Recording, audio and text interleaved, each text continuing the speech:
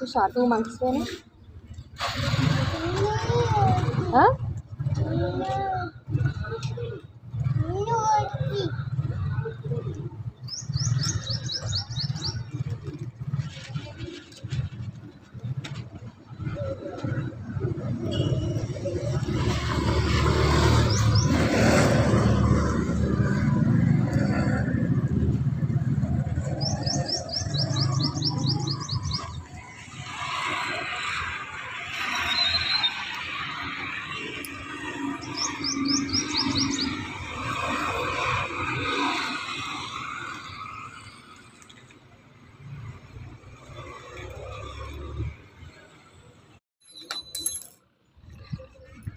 పాప ఈడ షాప్ కాడ అద్దం కాడ ఇళ్ళ పడితే అద్దం విరిగిపోతుంది జరుగు అని అంటుంది.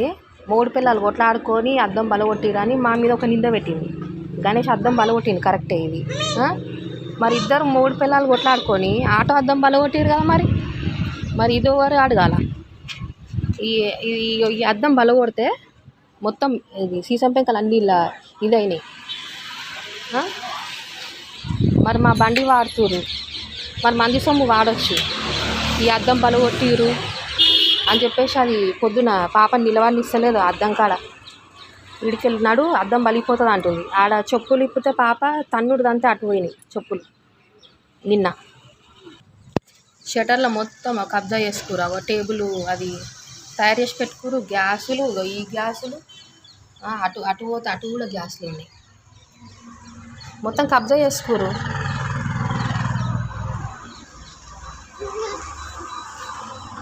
ఇప్పుడు మంది సొమ్ము వాడుతురు, అన్నీ చేస్తురు. మాకు అసలు ఈ షటర్లకే రానిస్తలే. మరి మేమేమనాలా?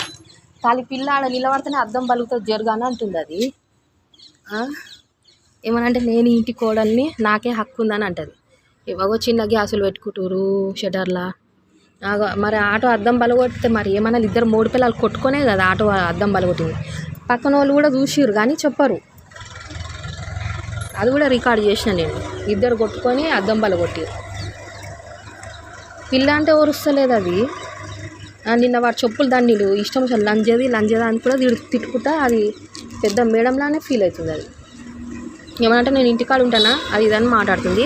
పంగ దాపుకొని కూర్చొని పొద్దుగాల లేస్తే బాసాన్లు తోముకుంటా, ఆడ ఏలేసుకుంటా ఉంచుకుంటా, అటు పోకుండా ఇటు పోకుండా అది ఇది చేస్తుంది. మేము పాలకోవద్దు, షాప్కి పోవద్దు, ఏం తెచ్చుకోవద్దు. ఇక ఏమనంటే 2 3 పిల్లలు లేస్తురు, ఆ ముసలోనే ఎగేస్తురు.